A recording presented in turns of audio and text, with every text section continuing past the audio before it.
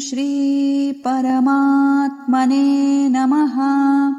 श्रीमद्भगवद्गीता अथ पंचमोऽध्यायः। अर्जुन उवाच सन्न्यासं कर्मणां कृष्ण पुनर्योगं च शंससि यच्छ्रेय एतयोरेकं तन्मे ब्रूहि सुनिश्चितम्। नमस्कार दोस्तों, गीता की गंगा में बहते हुए हम 5वें चैप्टर पर आ गए हैं।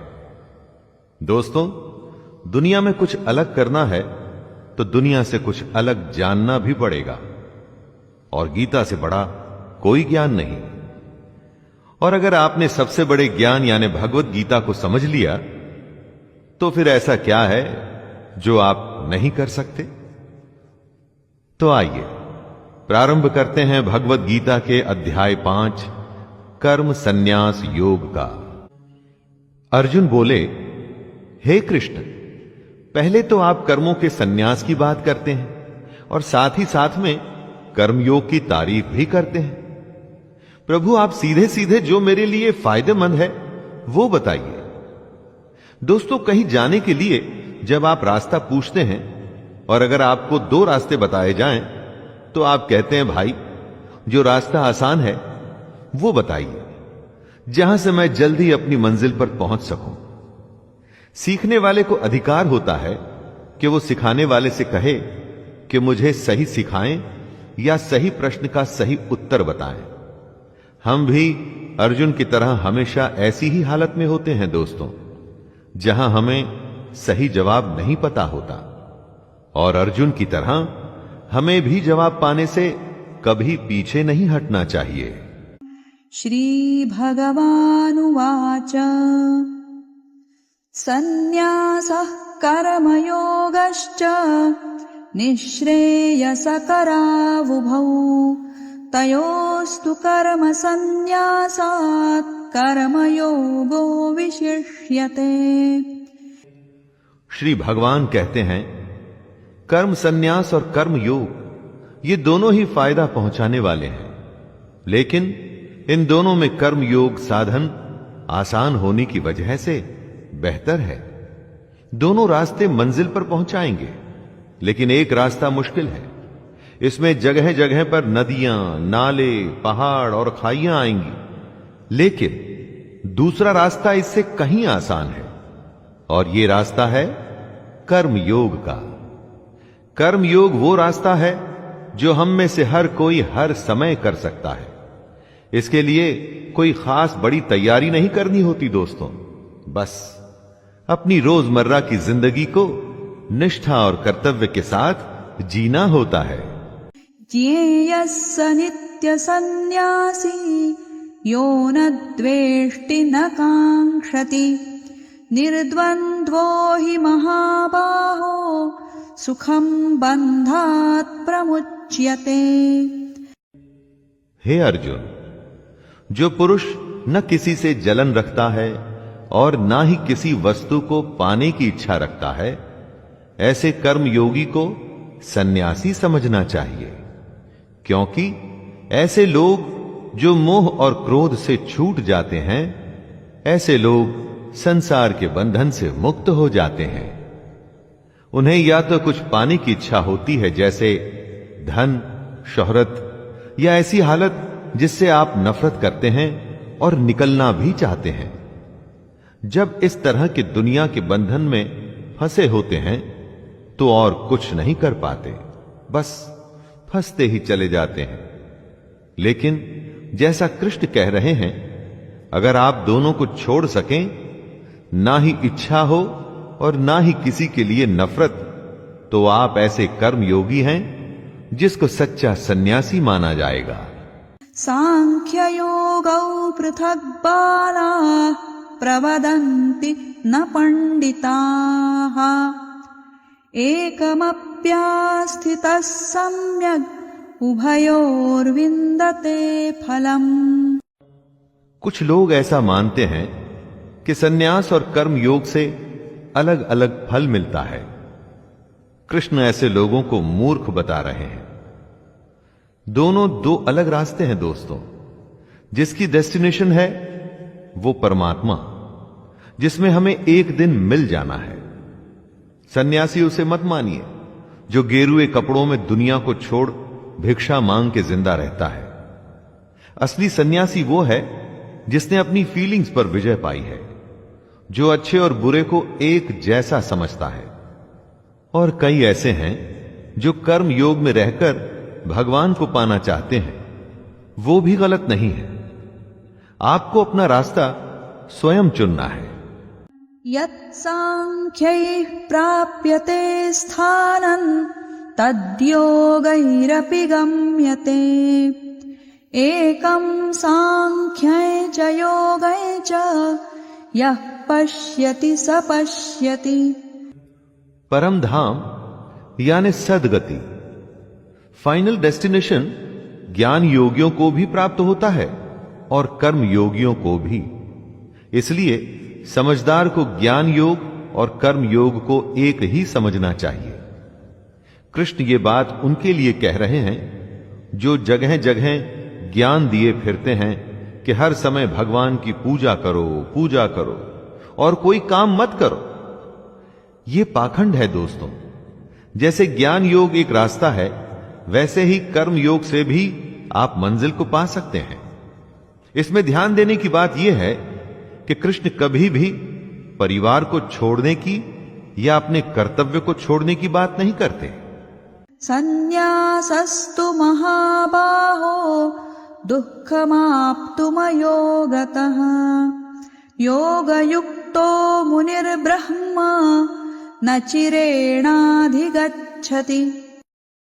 कृष्ण अर्जुन को कर्म योग की अहमियत को समझाते हुए कहते हैं कि सन्यास का अर्थ है अगर ज्ञान योग में भी कर्म योग का सहारा लोगे तभी तुम दुनिया के पचड़ों से ऊपर उठ के और सच्चाई को जान पाओगे। और अगर तुम्हें सच्चाई को जानना है तो अपने आप को कर्तापन यानी कि अहंकार, जैसे कि मैं हूं, मैं ही करता हूं, इसे छोड़ना होगा। और इसे कैसे छोड़ा जाए? अपनी इंद्रियों को वश में करके, फल की इच्छा को पूरी तरह से त्याग करके, कर्म को करके उसे भगवान को सौंप के अहंकार छोड़ा जा सकता है। अगर आपने ज्ञान योग का सहारा लिया तब भी ये कर्मयोग तो आपको करना ही होगा। तो फिर सीधे कर्मयोग ही क्यों न किया जाए? योगयुक्तो विशुद्धात्मा विजितात्मा जितेन्द्रियः सर्वभूतात्मभूतात्मा कुर्वन्नपि न लिप्यते। यदि नदी के पानी को आप चाहे घड़े में भर लें, वो रहेगा तो पानी ही। ऐसे ही हम भी उस परमात्मा में से निकले हैं, उसका अंश है हमारी आत्मा। बस इसी को हमने समझना है। और वो कैसे होगा? कृष्ण उत्तर देते हैं कि जिसका मन अपने वश में है, जिसने इंद्रियों को जीता है और जो अंदर से एकदम शुद्ध है, ऐसा कर्मयोगी कर्म करता हुआ भी कर्मों के चक्कर में नहीं पड़ता। और जब कोई इस अवस्था में आ जाता है तब उसका सामना होता है उसकी अपनी आत्मा से। दोस्तों, दुनिया का सबसे बड़ा सच यही है और इसी को जानने का ही ये सारा खेल है। और यही बात कृष्ण अलग अलग तरीके से समझा रहे हैं। नैव किंचित् करोमीति युक्तो मन्येत तत्त्ववित् पश्यै शृण्वन् स्पृशै जिघ्रन् नश्नन् गच्छन् स्वपांश्वसन् प्रलपन् विसृजन् गृह्णन् नुन्मिषन् निमिषन्नपि इन्द्रियाणीन्द्रियार्थेषु वर्तन्त इति धारयन्। जो सच्चाई को जान चुका है, जिसे ज्ञान प्राप्त है, वो सांख्य योगी देखता है, सुनता है, स्पर्श करता है, सूंघता है, खाना खाता है, सोता है, सांस लेता है, बोलता है, सब कुछ करता है जो मैं और आप करते हैं। लेकिन उस ज्ञानी और हम सब में एक बहुत बड़ा फर्क है दोस्तों। वो ये कि सब कुछ करते हुए भी वो जान रहा है कि ये वो नहीं, कोई और कर रहा है। वो खुद को इस सब को करने वाला नहीं मानता, वो इस सब के पीछे ईश्वर को मानता है। अपना हर कर्म वो भगवान को सौंप देता है। हम ये समझते हैं कि हम अपनी दुनिया को चलाने वाले स्वयं हैं, परंतु यही फर्क है हम में और ज्ञानी में। ब्रह्मण्याधाय कर्माणि संगं त्यक्त्वा करोति यः लिप्यते न स पापेन पद्मपत्रमिवाम्भसा। कमल के फूल को ध्यान से देखिएगा दोस्तों। वो होता कीचड़ में है, उस पर से पानी आता जाता रहता है, लेकिन उसका पत्ता हमेशा सूखा ही मिलेगा। कीचड़ में रहकर भी वो उसमें लिप्त नहीं होता। यही समझदार की निशानी है। ऐसे ही इंसान को ज्ञानी कहते हैं, जो इस दुनिया में रहे, अपने सारे कर्म कर्तव्य निभाए, लेकिन उसमें लिप्त न हो, इनके चक्करों में न फंसे। जिम्मेदारियों से आप बच नहीं सकते दोस्तों, उनसे भागना कायरता होती है।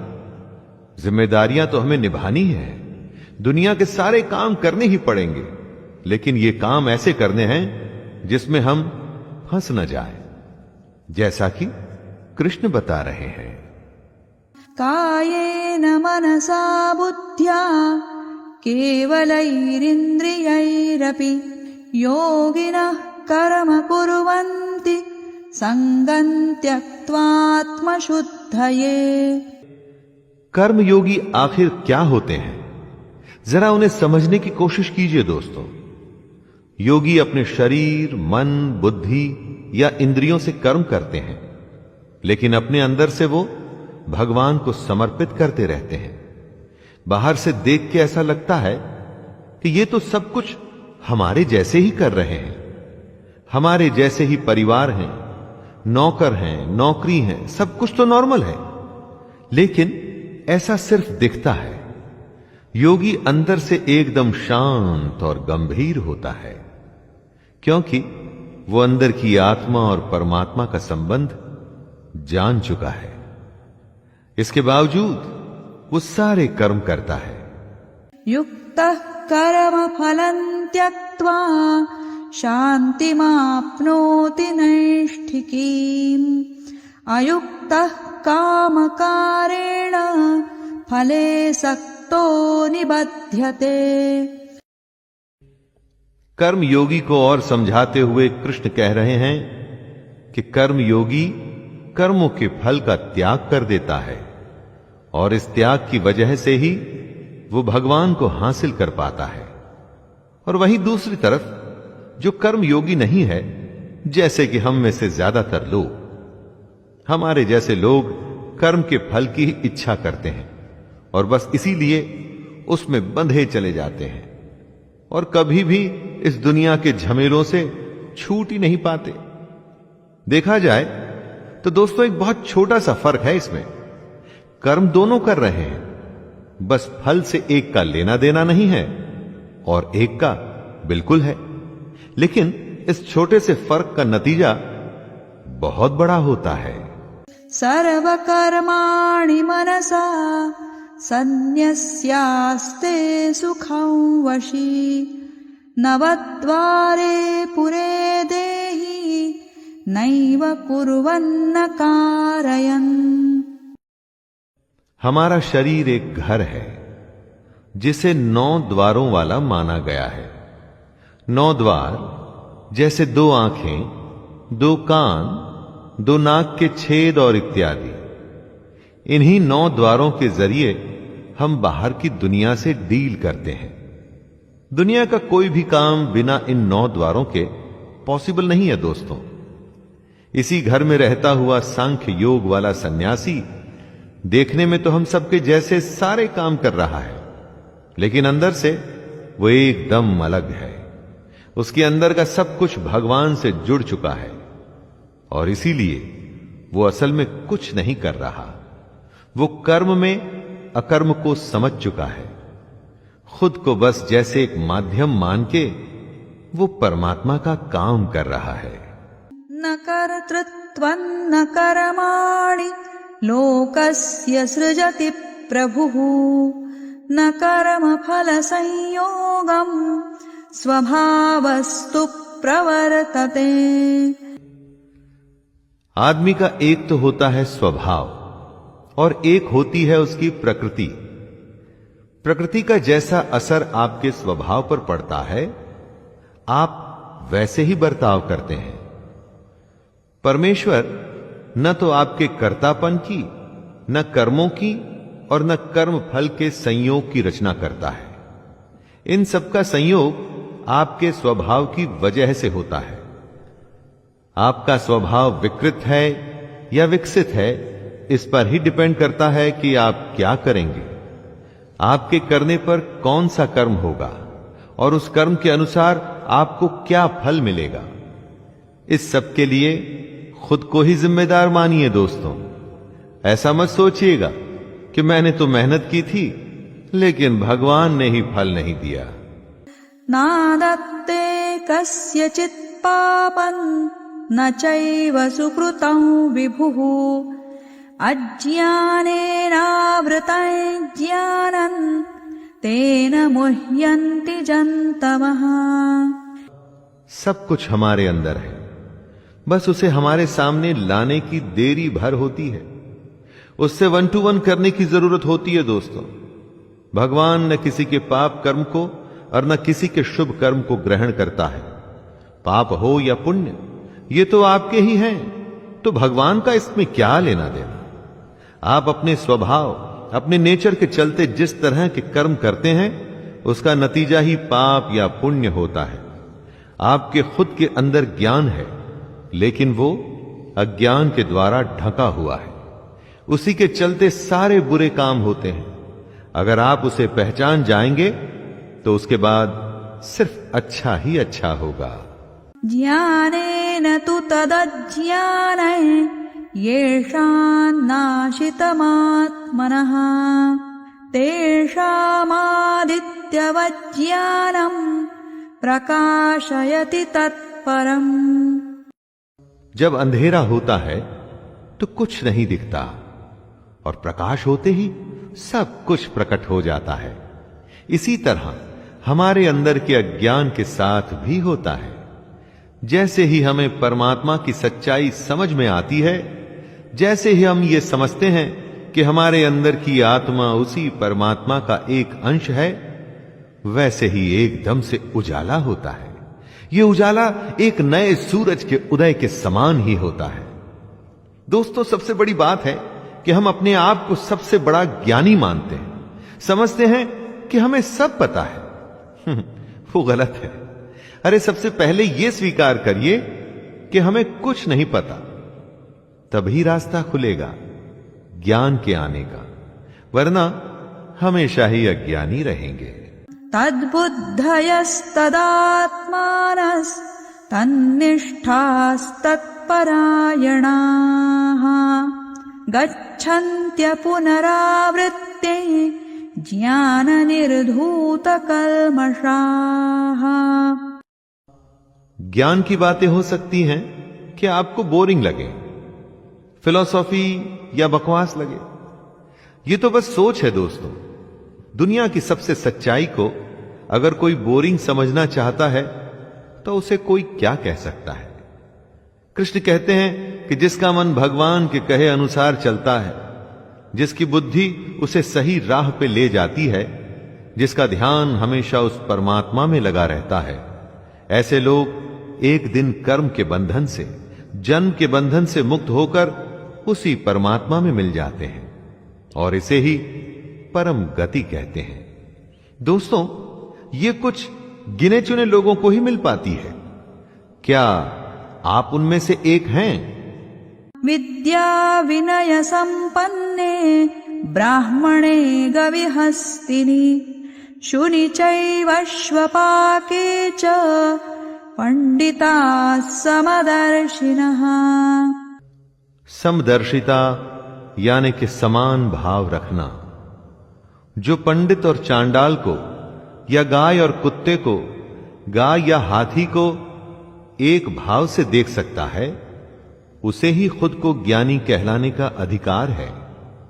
ज्ञान सबसे पहले हमारे अंदर के भेदभाव को खत्म करता है।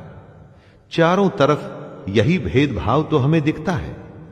हजारों साल पहले जो कृष्ण ने कहा, उस पर आज तक भी लोग चलने को तैयार नहीं हैं। अगर ज्ञान हासिल करना है तो अपने अंदर समभाव पैदा करना चाहिए। अज्ञान या अहंकार में किसी को छोटा या बड़ा समझना बेवकूफी है। इहैव तैर्जितः सर्गो येषां साम्ये स्थितं मनः निर्दोषं हि समं ब्रह्म तस्माद् ब्रह्मणि ते स्थिताः। कृष्ण कह रहे हैं कि जिसके मन में समभाव आ गया, उसने जीते जी ही इस दुनिया को जीत लिया। दोस्तों, जिस दुनिया में हम लोग रहते हैं ना, उसमें ज्यादा पैसा, बड़ा घर, बड़ा नाम, शायद इसी को जीत माना जाता है। लेकिन कृष्ण ऐसा नहीं मानते। उनके हिसाब से दुनिया को वो ही जीत सकता है जिसने अपने मन को जीता। मन के जीतने पर ही समभाव की सिचुएशन आ सकती है। वो पैसा किस काम का जो आपके मन में लोगों के प्रति भेदभाव को खत्म नहीं कर सकता। इसीलिए समभाव ही ब्रह्म की स्थिति होती है। न प्रहृष्येत् प्रियं प्राप्य नोद्विजेत् प्राप्य चाप्रियम् स्थिरबुद्धिरसम्मूढो ब्रह्मविद् ब्रह्मणि स्थितः। जो पुरुष अच्छा होने पर खुश न हो, बुरा होने पर परेशान न हो, उसे ही स्थिर बुद्धि और संशय रहित माना जा सकता है। स्थिर बुद्धि का मतलब हुआ जिसकी बुद्धि स्थिर है। कठिन हालात में जब फैसला लेना पड़ता है, उस समय आपकी बुद्धि अगर स्थिर होगी तो फैसला जल्दी और सही लिया जाएगा, और अगर विचलित होगी तो यहां वहां भागेगी तो फैसला भी देरी से और गलत आएगा। स्थिर बुद्धि ही आपके मन के संशय और शक को भी दूर करती है, और तभी आप बनते हैं संशय रहित यानी डाउटलेस। दोस्तों, मन से शंका अगर दूर हो जाए तो निश्चय की स्थिति आती है।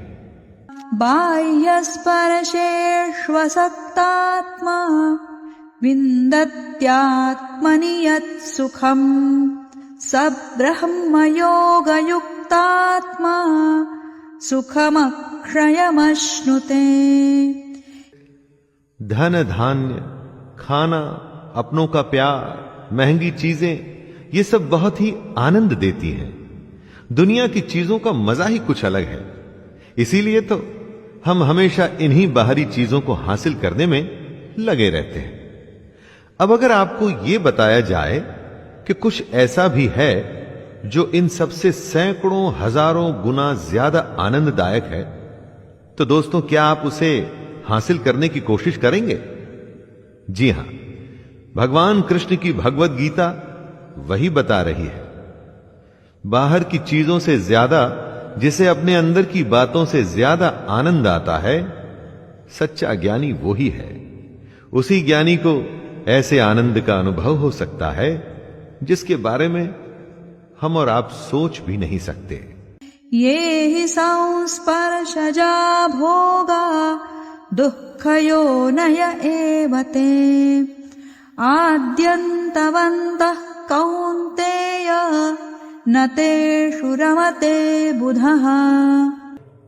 आंखें देखती हैं, कान सुनते हैं, जीभ स्वाद बताती है, त्वचा स्पर्श करती है। इन्हीं इंद्रियों और उनके विषयों के भोग से हमें आनंद की प्राप्ति होती है। इन्हीं सब से हमें सुख मिलता है। एकदम गलत, जी हां, एकदम गलत। हम ऐसा समझते हैं कि इन सब इंद्रियों के भोग से हमें सुख मिल रहा है ना। कृष्ण बता रहे हैं कि असल में ये सब इंद्रियों का भोग ही हमारे सारे दुखों का कारण है। इसको टेस्ट करने का भी एक सिंपल टेस्ट कृष्ण बताते हैं। कुछ अच्छा खाने का स्वाद तभी तक है जब तक आप खा रहे हैं। कुछ अच्छा सुनना भी थोड़ी देर तक ही आनंद देता है। इसलिए दोस्तों, इंद्रियों के सारे आनंद नाशवान हैं, यानी कि खत्म हो जाते हैं। इसलिए ज्ञानी पुरुष इन इंद्रियों के सुखों में नहीं फंसते। शक्नोति हैव यः सोढुम् प्राक्शरीर विमोक्षणात् कामक्रोधोद्भवं वेगं स युक्तः स सुखी नरः। हम में से जो भी मरने से पहले, इस शरीर के नाश होने से पहले ही अपने काम क्रोध को नियंत्रण में रखने में समर्थ हो जाता है, वही पुरुष योगी है और वही सुखी भी है। कृष्ण कहना चाहते हैं कि समय थोड़ा सा है। समय पूरा होने के बाद तो मर ही जाना है। उसके बाद फिर कोई दूसरी योनि मिलेगी, शायद कुत्ते की, पक्षी की, गधे की, घोड़े की, किसको पता। तो मरने से पहले ही अगर अपने मन पर विजय पा लोगे, अपने काम क्रोध से पैदा होने वाले भावों को संभाल लोगे, तो तुम्हारा भला हो जाएगा। वरना जन्म और मृत्यु का चक्कर लगा ही रहेगा, लगा ही रहेगा। योऽन्तः सुखोऽन्तरारामस्तथान्तर्ज्योतिरेव यः स योगी ब्रह्मनिर्वाणम् ब्रह्मभूतोऽधिगच्छति। जो बाहर के सुखों को छोड़ और इंद्रियों के आनंद से बाहर निकलकर अपने अंदर झांकता है, जो अपने अंदर की आत्मा को पहचान कर उसमें ही खुश रहता है, जो अपनी आत्मा की सच्चाई में ही ज्ञान ढूंढता है, भगवान कृष्ण उसे ज्ञानी मानते हैं। बाकी तो बस हैं, और अगर वो भी नहीं होंगे तो कुछ फर्क नहीं पड़ेगा। कृष्ण कहते हैं कि ऐसे ज्ञानी ही ब्रह्म को प्राप्त होते हैं। लेकिन दोस्तों, इन सब बातों का यह मतलब बिल्कुल नहीं निकाला जाना चाहिए कि सब कुछ छोड़ के सन्यास लेना है। अरे कर्म तो करना ही है भाई, उसके बिना तो कोई रास्ता ही नहीं। लभन्ते ब्रह्म निर्वाणम् ऋषयः क्षीणकल्मषाः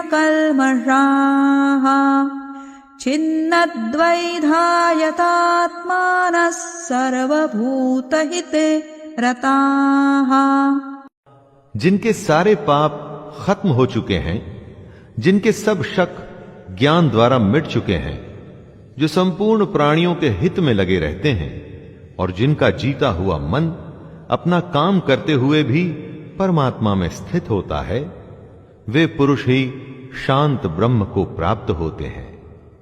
जैसे लालच में कभी शांति नहीं मिलती, शांति मिलती है संतोष में, उसी तरह से बाहर की चीजों में जो आनंद है वो झूठा है। असली आनंद आपके अंदर है, अपने अंदर, मन में, दूसरों की भलाई में। जो इस तरह से अपने आप पर विजय पा लेता है और इन बातों के कहे अनुसार चलता है, उसी को अंत में ब्रह्म की प्राप्ति होती है। काम क्रोध वियुक्तानां यतीनां यतचेतसाम् अभितो ब्रह्म निर्माणो वर्तते विदितात्मनाम्। दोस्तों, ज्ञान की शुरुआत होती है मन पर विजय पाने के साथ। लेकिन मन को कैसे जीता जाए? अपनी भावनाओं को कंट्रोल करके। जब भी आप बेहद ज्यादा गुस्सा होते हैं तो आपको पता लगता है, बहुत ज्यादा प्यार में होते हैं तो भी पता लगता है। बस इसी अति को रोकना है। यही वो भावनाएं हैं जिनको नियंत्रण में लाना है। काम क्रोध पर तभी विजय पा पाएंगे जब मन में प्रण करेंगे कि विजय पानी ही है। सोचेंगे ही नहीं तो कभी कुछ होगा ही नहीं दोस्तों। और जिस दिन ऐसा हो गया तो सोच लीजिए आपके अज्ञान पर से पर्दा हट रहा है और आप ब्रह्म के पास हो रहे हैं। स्पर्शान् कृत्वा बहिर्बाह्यांश्चक्षुश्चैवान्तरे भ्रुवोः प्राणापानौ समौ कृत्वा नासाभ्यन्तरचारिणौ यतेन्द्रियमनोबुद्धिर्मुनिर्मोक्षपरायणः विगतेच्छाभयक्रोधो यः सदा मुक्त एव सः। दुनियादारी को भूल बाहर के विषय भोगों को छोड़ के आंखों की दृष्टि को माथे के बीच में स्थित करके अपनी सांस पर ध्यान दीजिए। इसे ही प्राणायाम कहते हैं। यह एक माध्यम है ध्यान में जाने का, अपनी इंद्रियों को वश में करने का। जिंदा रहने के लिए अपने आप सांसें तो सबकी चलती हैं, अपनों को औरों से अलग करिए दोस्तों। अपनी आती और जाती हुई सांसों को नियंत्रण में करिए, तभी आप अपनी इंद्रियों, मन और बुद्धि को जीत पाएंगे। तभी आप इच्छा, भय और क्रोध से छूट पाएंगे और इसी से ही आपको मुक्ति मिलेगी। भोक्तारं यज्ञ तपसां सर्वलोकमहेश्वरं सुहृदं सर्वभूतानां ज्ञात्वा मां शान्तिमृच्छति। अपने कहे पर चलने वाले को कृष्ण अपना भक्त मानते हैं, जो उन्हें बहुत प्रिय है। वो कहते हैं कि जो यज्ञ करता है और सैक्रिफाइस करके मेरे कहे पर चलता है, अपने कर्तव्यों का सच्चे मन से पालन करता है, वो एक दिन मुझे ही प्राप्त होता है और मैं उसे प्राप्त होता हूं। दोस्तों, कृष्ण को आप भगवान भी मान सकते हैं या उन्हें आप शांति भी मान सकते हैं। उनके कहे पर चलने में हो सकता है आपको भगवान मिले या हो सकता है आपको शांति मिले, और इन दोनों अवस्थाओं में कोई फर्क नहीं है। जिस दिन भगवान की सच्चाई मिल जाती है, उससे बड़ी शांति और कोई हो ही नहीं सकती। ओम तत्सदिति श्रीमद्भगवद्गीतासु उपनिषत्सु ब्रह्मविद्यायां योगशास्त्रे श्रीकृष्णार्जुनसंवादे कर्मसन्न्यासयोगो नाम पंचमोऽध्यायः। ओम श्रीकृष्णार्पणमस्तु।